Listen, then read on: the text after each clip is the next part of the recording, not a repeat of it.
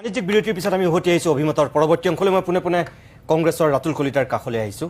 আপোনালোকৰ দুৰ্নীতি ভ্ৰষ্টাচাৰৰ বিৰুদ্ধে কথা কৈ বিজেপি শাসনলৈ আহিছিল এতিয়া কিন্তু বিজেপিৰ নেতাই নিজেই উদঙাই আছে ইটোৰ পিছত সিটোকৈ বিজেপিৰ বৰঘৰৰ দুৰ্নীতি ভ্ৰষ্টাচাৰ আসলতে এটা কথা আছে ন আগৰ হাল যিফালে যায় পিছৰলৈ সিফালে যায় আৰু আমি কোনখিনি সময়ত কোনখিনি ঠাইত বহি আমি কথা পাতি আছোঁ দুৰ্নীতিৰ বিৰুদ্ধে আৰু সেই সময়ত অসমৰ মুখ্যমন্ত্ৰীৰ আসনত বহি আছে কোনগৰাকী ব্যক্তি সেইখিনি কিন্তু আচলতে আমি ভালকৈ চাব লাগিব যিগৰাকী ব্যক্তিয়ে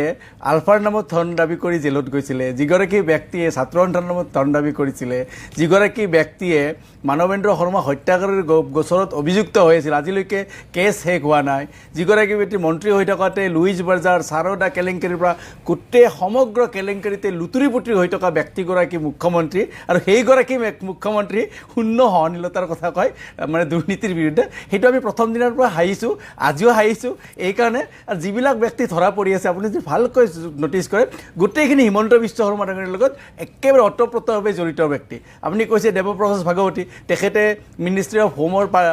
মানে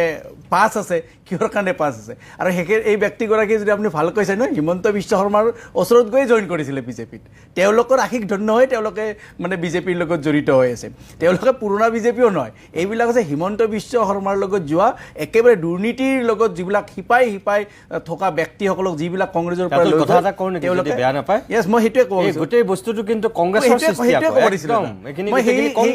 সেই লাইনটোৱে কৈছোঁ যে কংগ্ৰেছৰ সময়ত যিখিনি ব্যক্তি দুৰ্নীতিৰ লগত লুটিপুটি হৈছিল আৰু তেওঁৰ যিটো গেঙৰ যিবিলাক সদস্য আছিল গোটেই সদস্যবিলাক বিজেপিত পুৰণি বিজেপিক এফাল কৰি তেওঁ সেই গেঙৰ সদস্যবিলাক দুৰ্নীতিত লগাই দিছে এতিয়া মাত্ৰ সৰু সুৰা কেইটামান দুৰ্নীতি কৰা ব্যক্তিক আপোনালোকে আমি এইটো ধৰা পৰিছে দেখা পাইছোঁ এইসকলটো মানে ধৰক 1 2 3 4 গণিব পাৰিব কিন্তু এনেকুৱা হাজাৰ হাজাৰ ব্যক্তি আছে আৰু যাকে ধৰা পৰে তেওঁৰে হিমন্ত বিশ্ব শৰ্মাৰ লগত ফটো উঠে মানে ফটো দেখা পায় বা ক্লোজ অন্তৰংগ লগত দেখা পায় তাৰমানে আপুনি ভাবিব পাৰে যে এনেকুৱা হাজাৰ হাজাৰ মানে দুৰ্নীতিপৰায়ণ ব্যক্তি বা দুৰ্নীতি হৈ আছে সিও মুখ্যমন্ত্ৰীৰ নিজৰ টেবুলৰ কাষত বহি হৈ আছে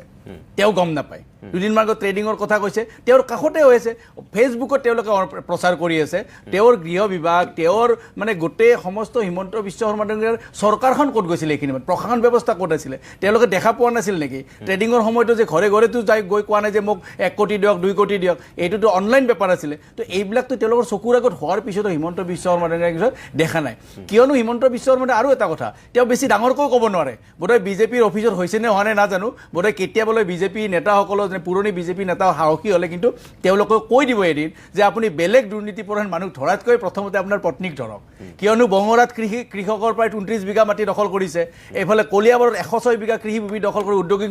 কৰিছে কাৰণ তেওঁতো কৃষক নহয় কৃষক নহ'লে কৃষিভূমি ক্ৰয় কৰিব নোৱাৰে উদ্যোগিক কৰিবৰ কাৰণেও যিখিনি নৰ্মছ আছে সেইখিনিও তেওঁ ফ'ল' কৰিব নোৱাৰে কাৰণ পথাৰৰ মাজত এটুকুৰা মাটিটো উদ্যোগিক ভূমি হ'ব নোৱাৰে হ'লে গোটেই মানে মাটিখিনি কৰিব লাগিব এইফালে আপুনি মাজুলীত যিখন মাজুলীত তাৰে খিলঞ্জীয়া মানুহে 7 বিঘাতকৈ বেছি মাটি নামজাৰি কৰিব নোৱাৰে সেই মাজুলীত 28 বিঘাকৈ মাটি ক্ৰয় কৰিলে এখনৰ পিছত এখন চাহ বাগিচা ক্ৰয় কৰি আছে টিভি চেনেলবিলাক মানে গোটেই গিলি গৈ আছে গতিকে এইবিলাক দুৰ্নীতি কৰা এইবিলাক সম্পত্তিৰ বাহাৰ গঢ়া ব্যক্তিগৰাকী যে মুখ্যমন্ত্ৰীৰ ঘৰতে চলি আছে গতিকে তাৰ পিছত হিমন্ত বিশ্ব শৰ্মা ডাঙৰীয়াই দুৰ্নীতি কেনেকৈ বন্ধ কৰিব পাৰিব সেইটো হাস্যকৰ আৰু এইকাৰণে মই প্ৰথমতে কৈছোঁ যে হিমন্ত বিশ্ব শৰ্মা ডাঙৰীয়াই প্ৰথমতে নিজকে নিকা চাফা ভাৱমূৰ্তি দেখাইছিল ন কিন্তু মই এটা কথা ক'ব মই সৰুতে পঢ়িছিলোঁ এটা কথা মই তেখেতক ৰিজাব খোজা নাই মই নীলবৰ্ণ শৃগালৰ কথা শুনিছিলোঁ তেওঁ গাত যিমানে আপুনি ৰং সানি থাকক এটা সময় আহিব সময়ত কিন্তু তেওঁ নিজৰ ৰূপ ল'বয়ে আৰু এনেকুৱা হৈছে যে মই তেখেতক ৰিজাব যোৱা নাই শৃগালৰ লগত কিন্তু কথাটো হৈছে কাহিনীটো এনেকুৱা যে হিমন্ত বিশ্ব শৰ্মা ডাঙৰীয়াই যিয়ে দুৰ্নীতিত লুতুৰি পুতুৰি থকা ব্যক্তিগৰাকীয়ে যিমানে নিজক ধোৱা তুলসীৰ পাত নহজাওক কিয় তেওঁৰ যিবিলাক কৰ্ম সেই কৰ্মই কিন্তু তেওঁক ৰাইজৰ সন্মুখলৈ লৈ আহিবই আৰু মাত্ৰ 3টা বছৰত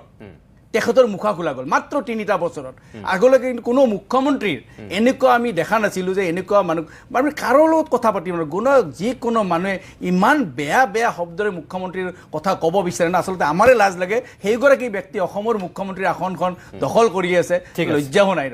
মই ধন্যবাদ জনাইছোঁ মই জয়ন্ত দাস ক'বলৈ দিম কিন্তু মই আকৌ এবাৰ বাণিজ্যিক বিৰতি লৈ লৈছোঁ তাৰপিছতে মই আপোনাক ক'বলৈ দিম